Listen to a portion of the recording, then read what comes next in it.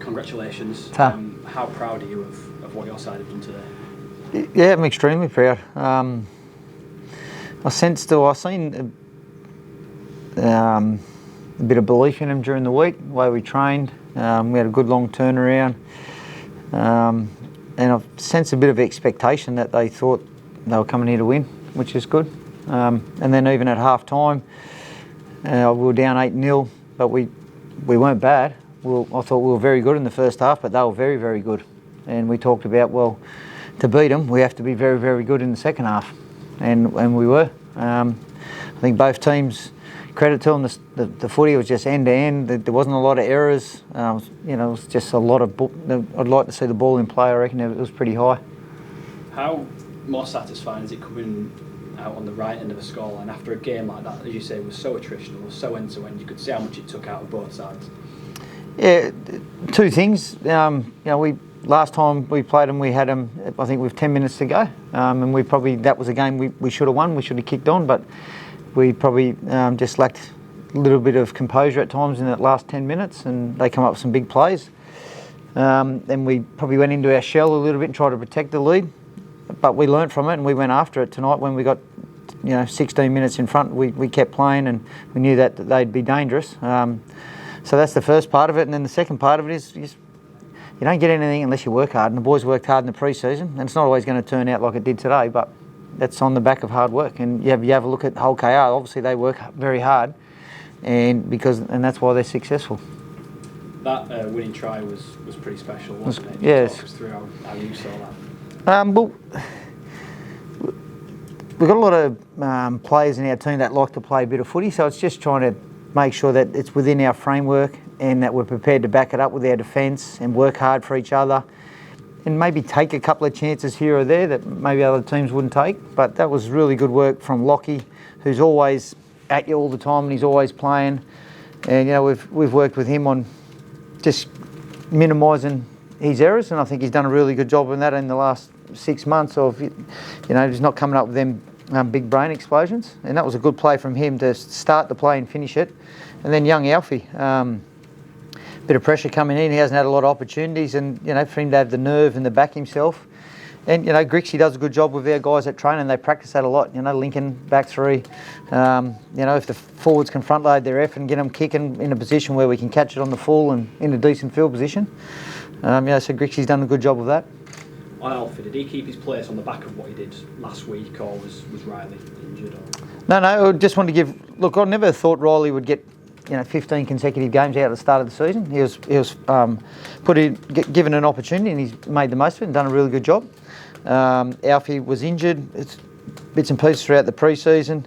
I just thought Riley needed a week off, playing in that weekly grind and getting targeted a little bit and getting bashed up. So it's better for his development. And then when you put Alfie there for a week, I think it's only fair that we give him a couple of weeks, see if he can't progress like Riley, and then at the end of the day, once we get into those back end of the games at the end of the year, I've got a decision to make on who's going to be the best option there. That try, is it almost a perfect example of the ethos that you want in this side, just constantly backing each other up?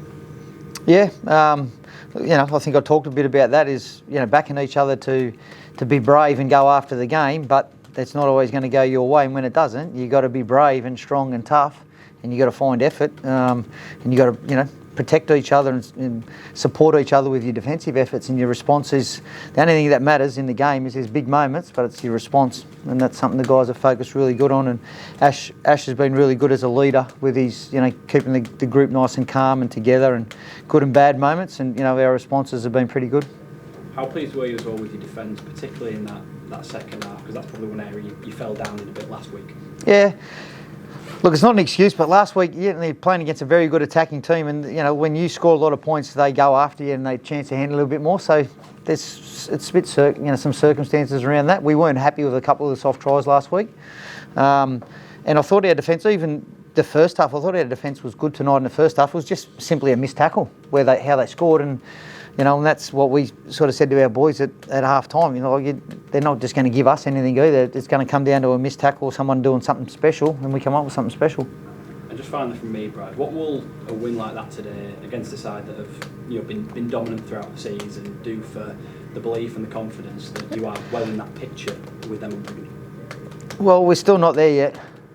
We've got a bit of work to do, and like if we want to start talking about that, well, we'll need to prove it this week, because we've got a 5-day turnaround.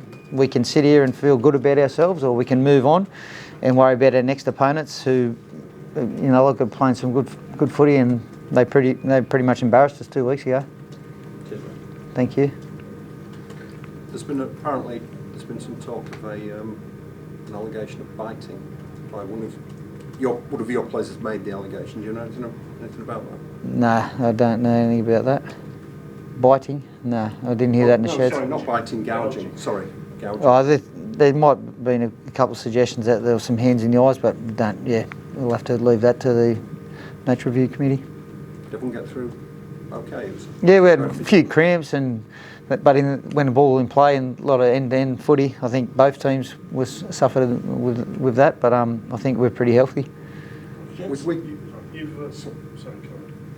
Wigan losing, you're breathing down their necks now. That something that you're prepared to comment on, or? You know what? I'm presuming we'll get back to third, but I haven't looked at the table and I don't look at it, so it doesn't really matter to me at the minute. What matters to me is that we continue to have these strong performances, and we look like the team that we want to be, and we're not quite there.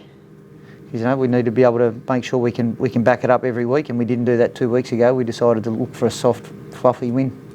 How much belief can your guys take from that, coming from behind and winning away at one of the top team? Yeah, well, I think it's good evidence for them, and belief around. If you just keep sticking to your game plan and back yourself. We probably got flustered a bit at the start of the year. Even if you go back to round one, we had Wakefield, and they flustered into us, and we had a few opportunities, and we're trying to pull the trigger all the time. So we've learned how to build our game, and the team that we played against, they do it better than anyone. Brad, in that performance, there was a combination of some grit and staying in the grind, and also more expansive side of the game. So how pleased were you to see? Yeah, the balance is pretty good, I think, from the boys at the moment, and that's the point of difference that this team has. And they've got a good skill set, so we've got to coach towards that. But like I said, if they have that freedom to play a bit, they've got to then have that grind to back it up. Brad, you suggested that the players are making it harder and harder for you in terms of your future. So after a try like that, you'll be ripping up any plane tickets, presumably, and committing. Yeah, look, I've said it all the way through. It has nothing to do with the club or the playing group. My situation. It's just purely a family situation. It's hard for me to be away from me boys. It's hard, and I know everyone's sick of listening to it, but that's the truth. And what I'm doing at the moment is I'm really enjoying the week to week, and the club is in a really good place moving forward, with or without me.